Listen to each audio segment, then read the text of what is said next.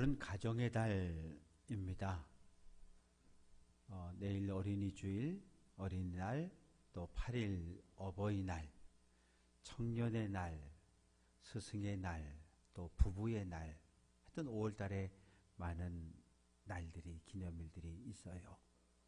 5월 한 달 주님의 몸된 교회와 교회에 속한 사랑하는 모든 성도들 가정 위에 하나님의 크신 은혜와 사랑이 예수 그리스도의 평화와 평강이 넘치시기를 주님의 이름으로 축원합니다. 내일이 어린이날이라서 오늘 어린이 주일로 지킵니다. 어린이 주일 설교를 누가 들어야 할까요? 어린이는 들을 필요가 없어요.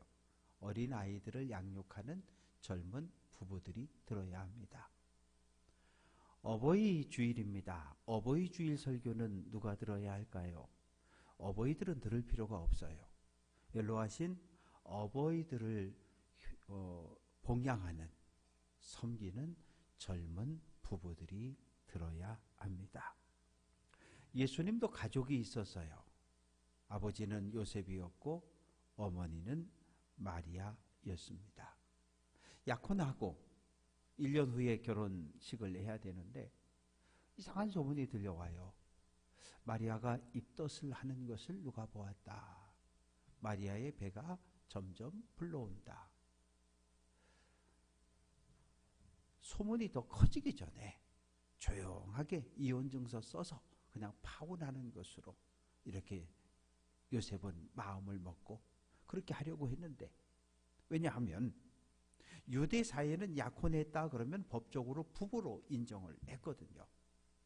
약혼한 상태에서 결혼하지 않았는데 임신을 하고 배가 불러오게 되면 동네 사람들로부터 부정한 여자라고 손가락질을 당하고, 잘못하면 회당에 끌려가서 재판을 받고 돌에 맞아서 죽임을 당할 수도 있어요. 그런데 요셉의 꿈에 천사가 나타났어요. 요셉아, 내 아내 마리아 데려오는 것을 무서워하지 말아라. 태중에 잉태된 아기는 성령으로 된 것이다. 그래서 데려왔습니다. 예수가 태어났고, 그리고 예수의 동생들이 태어납니다. 야고보, 요셉, 시몬, 유다. 그리고 성경에 당시에는 여성들의 이름을 족보에 기록하지 않았기 때문에 예수의 여동생들도 있는데 기록이 없어요. 그런데 누이들이라는 표현을 보면 최소 2에서 3사람, 4사람의 여동생들도 있었던 것으로 볼 수 있습니다. 요셉의 직업은 목수였어요. 그런데 정확한 표현은, 우리나라는 집을 지을 때 나무를 잘라다가 나무로 집을 지으니까 목수라고 부릅니다. 그런데 유대, 갈릴리 쪽은 나무를 구하기가 힘들어요. 그래서 전부 돌로 집을 짓습니다. 목수라고 번역은 했지만 사실은 석공이라는 말이 더 정확합니다. 예수님께서 세례 요한에게 세례받고 돌아와서 어느 날 집을 나가겠다는 거예요. 그래서 혼자 가버나움으로 이사를 가버렸어요. 어머니도 동생들도 큰 충격을 받습니다. 어머니가 생각할 때 예수, 장남, 우리 집 장남인데 어떻게 보여줬을까요? 예수 때문에 죽을 뻔했잖아요. 가브리엘 천사가 나타나서 마리아야, 내가 하나님께 은혜를 입었다. 은혜를 입은 건 하나님의 뜻에 참석하도록 일하던 동역자로 부름을 받았다는 이야기거든요. 하나님께 은혜를 받은 결과가 뭐예요? 처녀가 애를 갖는 거잖아요. 처녀가 애를 낳았어요. 잘못하면 죽을 뻔했어요. 이름도 줘줬어요. 예수라 하라. 그런데 그 예수는 하나님의 아들이라. 그 천사의 말을 마음에 담아 두었습니다. 장가를 가야 되는데 장가를 안 가요. 2000년 전 유대 지역에 살았던 사람들의 평균 수명은 40세였습니다. 빨리 죽었다는 얘기죠. 평균 수명이 낮으면 낮을수록 결혼이 빨라집니다. 그래서 여성들은 초경을 시작하는 13살에서 15 전후에 결혼을 했고, 남자들은 15에서 20살 안짝에는 다 결혼을 했어요. 동생들은 결혼해서 가정 꾸리고 자녀를 낳았는데 예수님은 나이 30이 됐는데 결혼할 생각을 안 하고 있어요. 동생들의 눈에 형은 어떤 사람으로 비춰졌을까요? 우리 형은 정말 이상해. 장남이면 어머니를 복양할 책임이 있는데 왜 혼자 가버나움으로 이사를 가? 어느 날 소문이 들려오기 시작하는데 제자들을 12명을 불러서 맨날 같이 몰려다닌다는 거예요.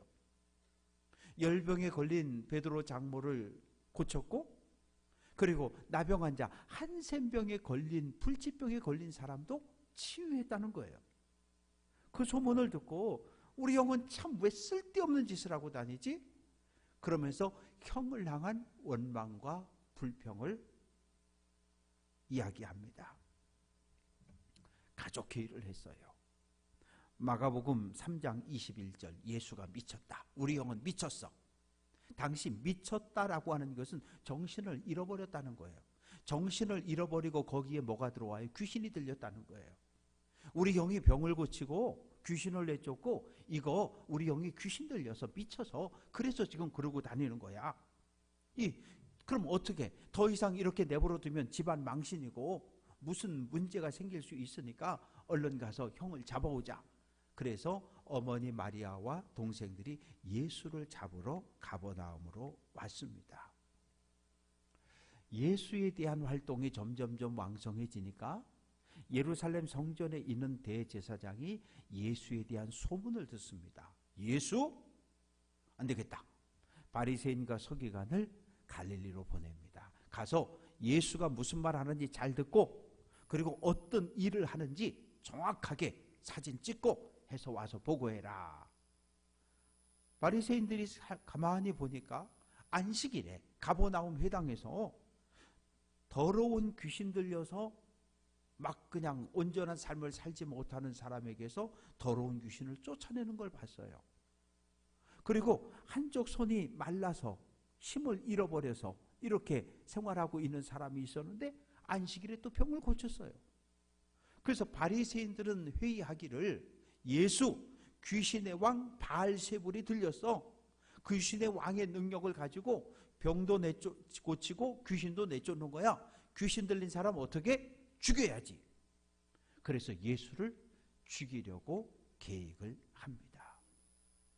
오늘 성경 본문은 예수님이 집 안에서 설교하고 있을 때, 말씀을 가르치고 있을 때 예수의 어머니와 동생들이 예수를 찾아왔어요. 왜요? 나쁜 소문을 들었거든요. 바리새인들이 예수를 죽이려고 한다는 거예요. 귀신 들렸다는 거예요.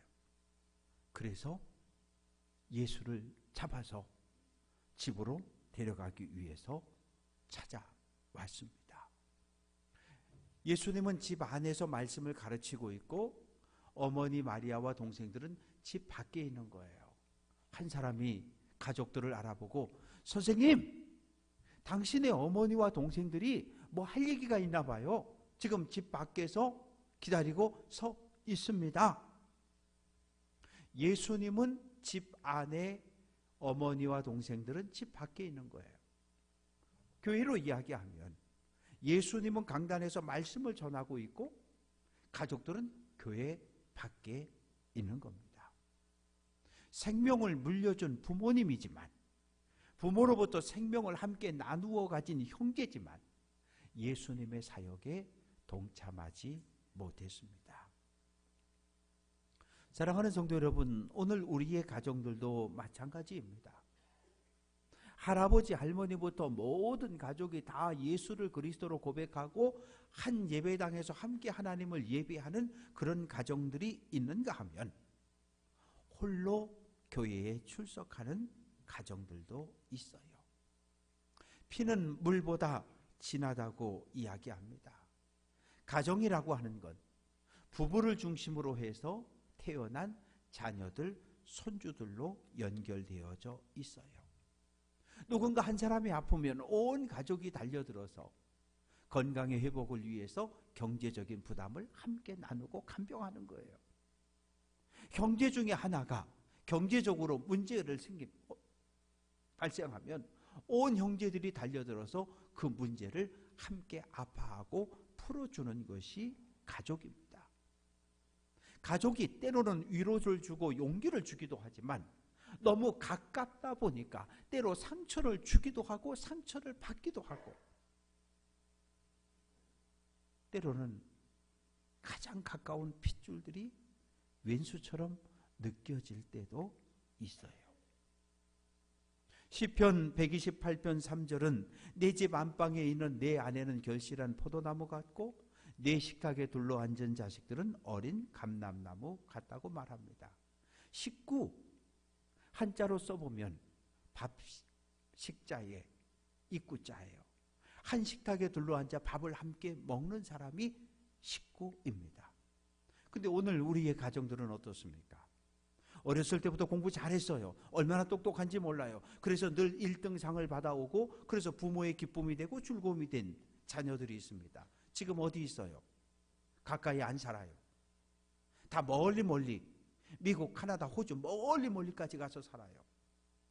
부모님 생신에도 명절에도 어버이날에도 올 수 없습니다. 예수님 설교하시다가 설교를 중단하셨어요. 48절 누가 내 어머니이며 내 동생들이냐. 이 말씀을 톤을 조금만 높여보면 오해하기 딱 좋아요. 누가 내 어머니고 누가 내 형제야. 이렇게 되면 이거 화를 내는 거잖아요. 불평이 있잖아요. 왜 설교하는데, 왜 말씀 전하는데 끊어. 짜증내는 것처럼 들려질 수 있어요. 예수님의 가족들, 형제들은 예수의 사역에 동참하지 않았어요. 요한복음 7장 5절은 그 형제들까지도 예수를 믿지 않았다. 예수 믿지 않았어요. 언제 예수 믿게 됩니까? 예수의 십자가의 죽음을 봤어요. 형의 죽음을 보고 그리고 부활한 형님을 만나고 그 이후에 우리 형님은 내 육신의 형일 뿐만 아니라 내 인생의 주님, 주인님이시구나 라고 고백을 하게 됩니다. 그래서 야고보라고 하는 동생은 초대 예루살렘 교회의 지도자가 되었고 야고보서라고 하는 편지를 우리에게 전해주었고, 막내 동생 유다는 역시 예루살렘 교회를 섬기다가 유다서라는 편지를 우리에게 남겨주었습니다. 예수님 손을 내미십니다. 제자들을 가르칩니다. 거기에 있는 무리들, 성도들을 가르칩니다. 나의 어머니, 나의 동생들을 보라고 말씀하셔요. 누가 제자입니까? 나를 따라오너라. 네, 배 버리고 금을 버리고 아버지 어머니 안녕히 계세요. 예수님 따라갑니다. 그리고 예수님을 따라왔던 제자들, 그들이 내 어머니고 그들이 내 형제 동생들이라고 선언을 합니다. 예수님은 핏줄, 혈연 공동체를 뛰어넘는 새로운 가족에 대해서 이야기하고 있어요. 50절 누구든지 하늘에 계신 내 아버지의 뜻대로 하는 자가 내 형제요 내 자매다 라고 말씀하셔요. 누구든지라고 하는 이 말 속에 우리들도 포함되어져 있습니다. 유대인, 로마인, 한국 사람 모두 남자, 여자, 나이 든 사람, 어린 사람 가릴 것 없이 모두가 하나님의 거룩한 백성이 될 수 있습니다. 어떠한 차별, 어떠한 제한도 없어요. 오늘 우리가 살아가는 이 세상은 어떻습니까? 교회 옆에 교동초등학교가 있잖아요. 교동초등학교 동문회 그러면 누가 갑니까? 교동초등학교를 졸업한 사람만 갈 수 있어요. 한림대, 강원대 동문회 누가 가요? 한림대를 졸업한 사람, 강원대를 졸업한 사람만이 동문회 자격이 있습니다. 향후의 종친에 얼마나 많은 이 세상에 모임들이 있는지 몰라요. 세상의 모든 모임은 회원 자격을 딱 제한하고 규정해 놓습니다. 그러나 교회는 그렇지 않아요. 하나님의 새로운 가족, 하나님의 거룩한 백성이 되는 조건은 딱 하나, 하늘 아버지의 뜻대로 행하는 사람입니다. 그러면 우리가 하나님의 뜻이 무엇인지를 알아야죠. 요한복음 6장 40절, 내 아버지의 뜻은, 같이 한번 해볼게요. 아들을 보고 믿는 자마다 영생을 얻는 것이다. 예수님을 보고 믿으면 영생을 얻는다는 거예요. 영생은 참 생명, 하나님의 생명, 영원한 생명입니다. 마태, 마가, 누가복음은 예수 믿고 구원받는다라고 표현하고, 요한복음은 예수 믿고 영생을 얻으라고 이야기하는 거예요. 구원 얻었다라고 하는 말은 곧 영원한 생명, 영생을 얻었다는 말과 동의어입니다. 요한복음 1장 12절은 영접하는 자, 곧 그 이름, 예수의 이름을 믿는 자들에게 하나님의 자녀가 되는 권세를 주셨다. 나의 연약함, 나의 허물, 나의 죄를 있는 그대로 고백하고 예수를 내 인생의 주인으로 고백할 때 우리는 하나님의 거룩한 백성이 되고 하나님을 아바, 아버지라고 부를 수 있습니다. 사랑하는 성도 여러분, 그런데 오늘 우리에게 문제가 있어요. 예수님과 동시대를 살았던 사람들, 제자들, 십자가에 못 박힌 예수를 눈으로 본 사람들, 부활한 예수를 만난 사람들은 예수를 주님으로 고백하는데 아무런 문제가 없어요. 그러나 사도 요한이 살았던 주 90년, 요한복음을 읽는 사람들은 살아있는 예수도 본 적이 없고 십자가에 못 박힌 예수도 보지 못했고 부활한 예수도 못 봤어요. 왜? 예수님은 주 30년 십자가에 죽고 부활해서 하늘로 올라가셨고 30년, 60년의 세월이 지나서 사도 요한의 설교를 듣고 요한복음을 읽고 예수를 그리스도 영접한 사람들, 예수를 보지 못하고 믿음을 가진 사람들입니다. 예수님 십자가에 못 박혔습니다. 고통 중에 내려다 보니까 사랑하는 제자 요한이 있고 그 옆에 어머니가 있어요. 어머니, 요한을 가리키며 아들입니다. 요한아, 내 어머니다. 그래서 그때부터 요한은 마리아를 모시고 에베소로 갔고 에베소에서 돌아가실 때까지 복양을 했습니다. 예수님의 동생들이 있잖아요. 여동생도 있잖아요. 그런데 왜 예수님은 친동생들에게 어머니를 부탁하지 않고 사랑하는 제자 요한에게 어머니를 부탁했을까요? 예수 그리스도를 통해서, 십자가를 통해서 새로운 믿음의 가족이 세워졌음을 선언하고 있는 겁니다. 오늘 우리 교회는 혈연 공동체가 아니라 믿음의 공동체입니다. 예수를 그리스도로 영접한 성도들이 모여서 하나의 거룩한 가족, 거룩한 공동체를 세웠어요. 교회는 어떠해야 할까요? 에베소서 2장 14절, 그는 우리의 화평이신지라. 둘로 하나를 만드셨고 원수된 것, 곧 중간에 막힌 담을 자기 육체로 허셨다고 이야기합니다. 세상에 나가면 학연, 지연 이것저것 따지는 것이 많아요. 그러나 교회는 그 어떠한 차별도, 그 어떠한 제한도, 그 어떠한 구별도 없습니다. 예수를 중심으로 새로운 믿음의 가족을 이룬 곳이 바로 교회이기 때문입니다. 예수님의 십자가의 피로 세운 평화로운 공동체를 어느 누구도 깨면 안 돼요. 예수님의 12제자가 예수를 보고 믿었고 70인의 제자들이 예수님을 보고 믿었고 부활한 예수님이 하늘로 올라가는 것을 목격한 500여 명의 성도들이 부활한 예수를 보고 믿었습니다. 그러나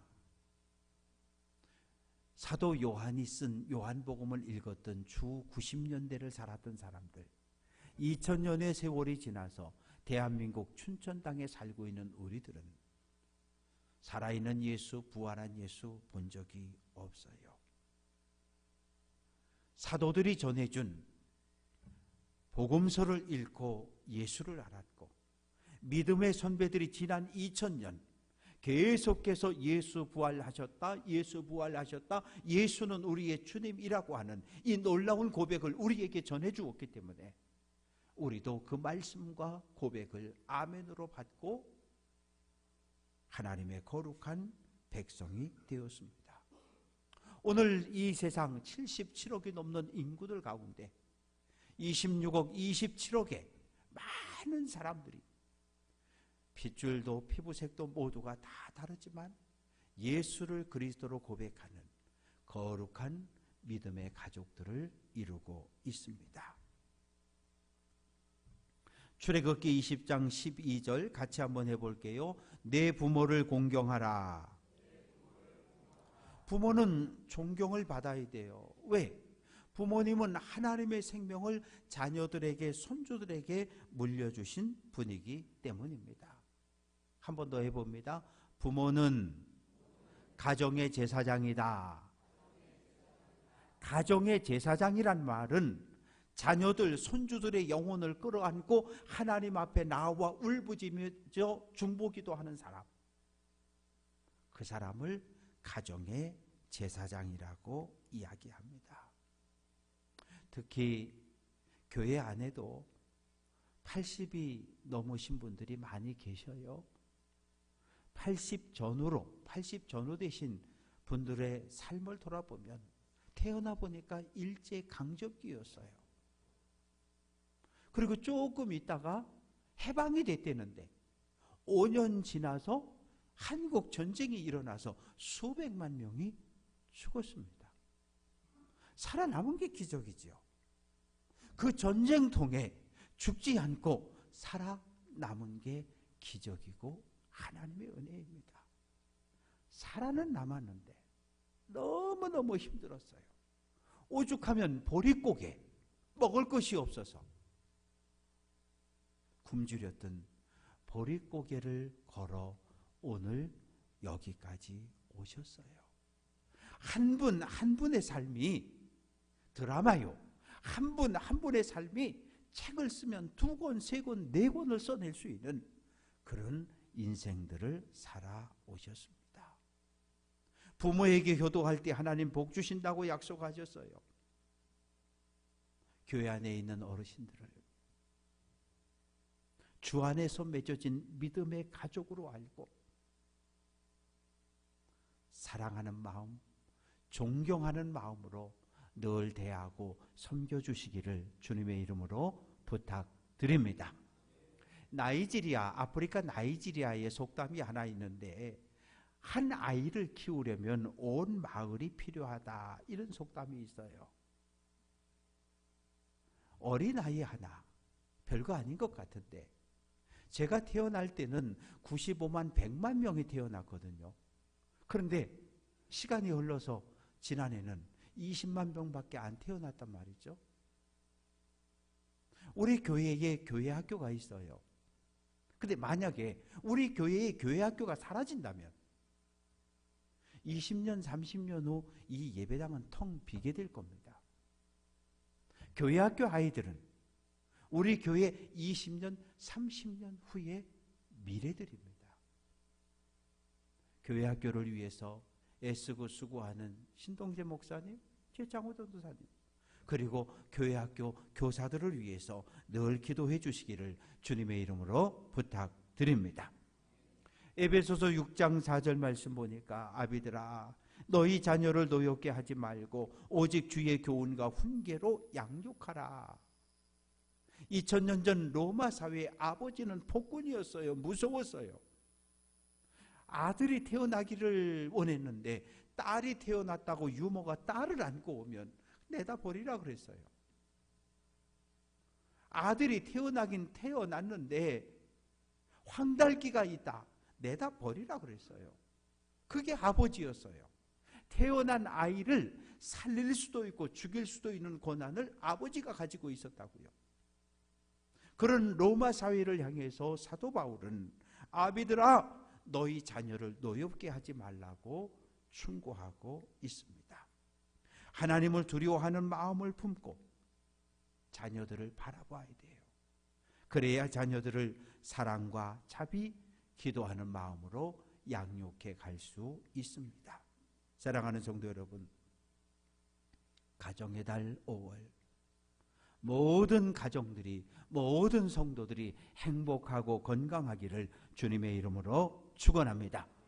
또한 교회 안에 예수를 통해 믿음으로 하나 된 연로하신 부모님들을, 연로하신 어르신들을 부모님 대하듯이, 그리고 어린 아이들, 학생들을 내 손주들 대하듯이 사랑으로 서로가 서로를 섬겨가는 아름다운 교회 공동체를 세워가시기를 주님의 이름으로 축원합니다. 그래서 우리 교회가 예수 그리스도를 중심으로 어르신들을 잘 공경하는 교회, 그리고 어린 자녀들을 잘 돌보고 양육하는 교회가 되어서 하나님 앞에 잘했다 칭찬받는 교회, 이후로 주님께서 우리에게 맡겨주신 전도의 사명과 선교의 사명을 온전히 감당할 수 있는 능력 있는 교회로 든든히 서갈 수 있도록 기도하고 협력하는 성도 되시기를 주님의 이름으로 축원합니다.